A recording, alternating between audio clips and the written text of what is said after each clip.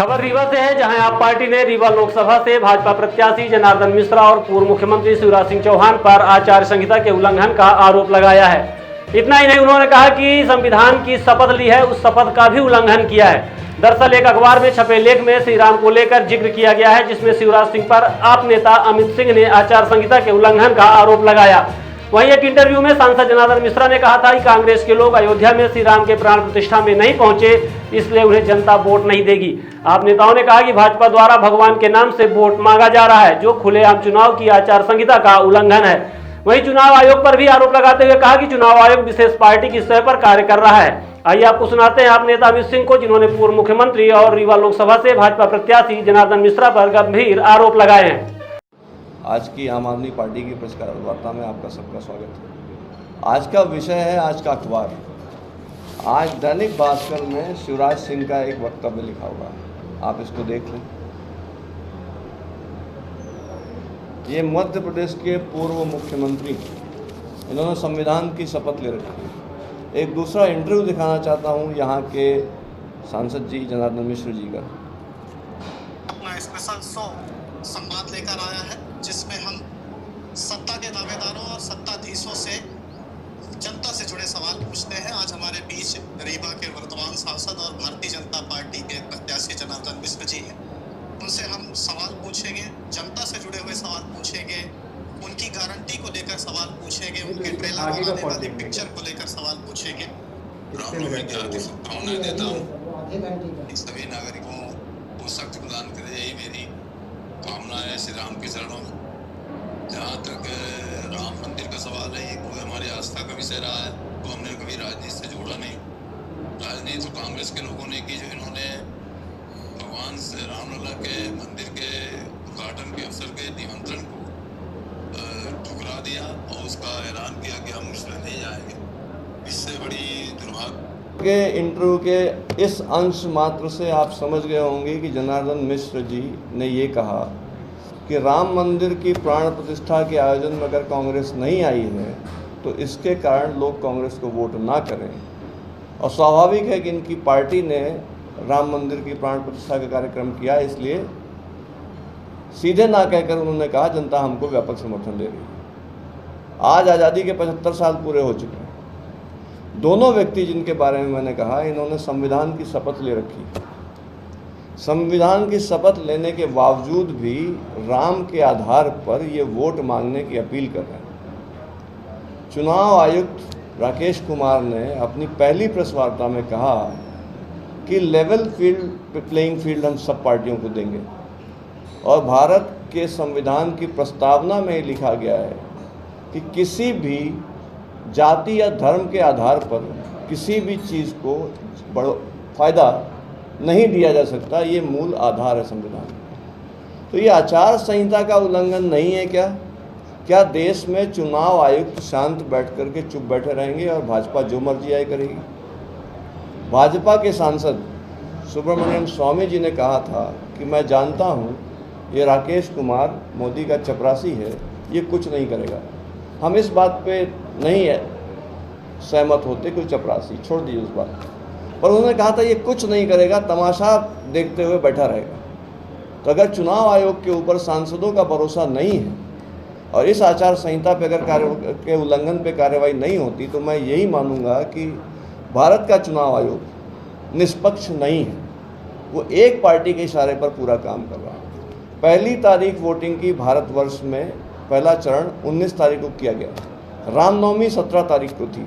आज पूरे हिंदुस्तान में हिंदू ध्वज या राम ध्वज से पटा पड़ा। ये लेवल प्लेइंग फील्ड है। सबको मालूम है कि भाजपा की मात्र संस्था आरएसएस हिंदू राष्ट्र बनाने के लिए संकल्पित है। उस संस्था का, भाजपा का जो अपना चुनाव आयोग में संविधान है, जिसके आधार पर उनको एक पॉलिटिकल पार्टी के रूप में मान्यता प्राप्त है, उसका भी उल्लंघन। तीसरा, अपनी संविधान की शपथ का उल्लंघन किया है दोनों व्यक्तियों ने, शिवराज सिंह जी ने और जनार्दन मिश्र जी ने। तो क्या चुनाव आयोग इतने हद तक इनके लिए आंख बंद करके बैठा रहेगा? कोई कार्रवाई नहीं दिखती। हम लोग जितने भी कार्यक्रम करते हैं, चुनाव आयोग के फोटोग्राफर्स, वीडियोग्राफर्स बैठ के चुनाव रिकॉर्ड करते हैं। ये सार्वजनिक मंच में दिया गया इंटरव्यू है, ये पब्लिक डोमेन है। इसमें किसी को शिकायत करने की भी ज़रूरत नहीं है। चुनाव आयोग को सुओ मोटो कॉग्निजेंस लेकर के इन पर कार्रवाई करनी चाहिए। अगर जनार्दन मिश्र जी के ऊपर और शिवराज जी के ऊपर त्वरित कार्रवाई नहीं होती है तो हम चुनाव आयोग से आग्रह करेंगे, आंदोलन करेंगे इस बात के लिए कि इनके पर्चे निरस्त किए जाएं। जिस आदमी को संविधान की शपथ लेने के बाद भी संविधान का सम्मान नहीं आता, वो भारत के संवैधानिक पद में कैसे बैठ सकता है? सवाल यही है कि क्या भारत में संविधान है कि नहीं। लोग कहते हैं संविधान को खतरा है, मैं कहता हूँ संविधान खत्म हो चुका है। संविधान को कोई मान्यता या कोई कॉग्निजेंस कोई नहीं देता। समस्त भारत में चुनाव हो रहे हैं बिना नियम कायदे के। 251 पन्नों का संविधान जो 289 लोगों ने बैठ करके बनाया, वो आज मात्र एक लाइन पे सीमित हो गया है, जिसकी लाठी उसकी भैंस। ये इस भारत देश की डेमोक्रेसी है।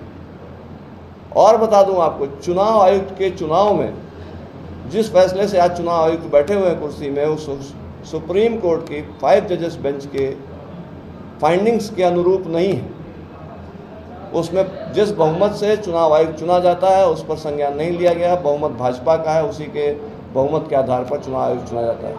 हमें घोर आपत्ति कि भारत के लोकतंत्र का हरण हो चुका है और ये हम एक बनाना रिपब्लिक में बैठ करके चुनाव करा रहे हैं। और जनार्दन मिश्र जी के कैंडिडेचर को कैंसिल किया जाए और इन्होंने भारत के संविधान की शपथ का उल्लंघन और अपमान किया है। धन्यवाद। तो प्रधानमंत्री भी तो तमाम अपनी सभाओं में कह रहे हैं, गृह मंत्री कह रहे हैं, राम मंदिर को लेकर तो तमाम संपूर्ण आरएसएस, मोहन भागवत जी, प्रधानमंत्री नरेंद्र मोदी जी, रक्षा मंत्री अमित शाह जी, समस्त आम आदमी पार्टी के केंद्रीय मंत्री राम के नाम पर वोट मांग रहे हैं खुलेआम। बीजेपी के समस्त मंत्री जो केंद्र सरकार में हैं वो राम के नाम पर पूरे देश में वोट मांग रहे हैं। ये आचार संहिता कैसी आचार संहिता है जिसका ये उल्लंघन नहीं है?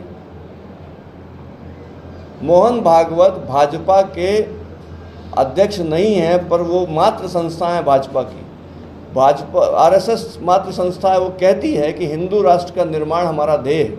उसी का अनुसांगिक संगठन संविधान में के प्रावधानों के तहत पार्टी रजिस्ट्रेशन में अगर अपने संविधान को उन्होंने जो सबमिट किया है चुनाव आयोग में, उसमें उन्होंने कहा है कि हम संविधान के अनुरूप ही अपनी पार्टी चलाएंगे। तो क्यों नहीं पार्टी का रजिस्ट्रेशन निरस्त कर दिया जाता है? अगर अपने जो संविधान भाजपा का है चुनाव आयोग में जो जमा किया गया है उसका उल्लंघन करने से चुनाव आयोग कार्रवाई क्यों नहीं कर रहा? अगर हिंदू धर्म के हिसाब से भारत में वोट पड़ने लग जाएगा तो इस संविधान की और सरकार की आवश्यकता क्या है? तब तो शंकराचार्य जी के ही हाथ से देश चलना उचित होगा। 6 दिन सांसद जनार्दन मिश्रा का ये जो आप वीडियो दिखा रहे हैं 6 दिन पुराना जी, आपने क्या जिला निर्वाचन अधिकारी तक भी इसकी शिकायत लिखित में की? हम सार्वजनिक मंच में आपके सामने, मीडिया के सामने इस बात को कह रहे हैं। इसके बाद हम एक इलेक्शन पिटीशन में जाएंगे। पर मैंने जैसा आपसे कहा कि सुओ मोटो कॉग्निजेंस भी कोई बात होती है। अगर कोई पब्लिक डोमेन में किसी ने कोई बात कह दी तो एक आदमी की जिम्मेदारी नहीं है कि उस शासन से लिखित में आग्रह करे।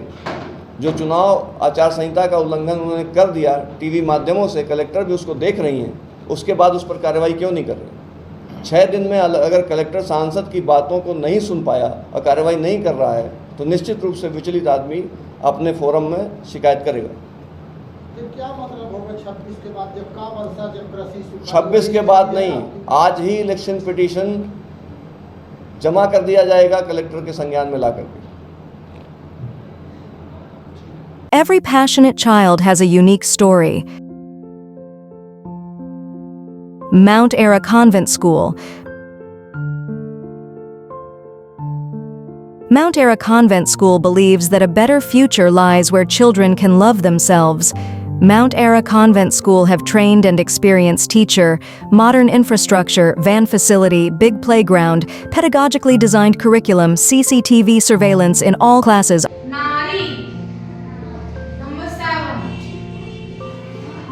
Classes are available from nursery to 8th in English medium. You can contact on 942-433-759-0, 990-7317817, or you can visit us on the address Mount Ara Convent School, near Yamuna Prasad, Shastri Mukh Badhir School, Topkhana, Rewa.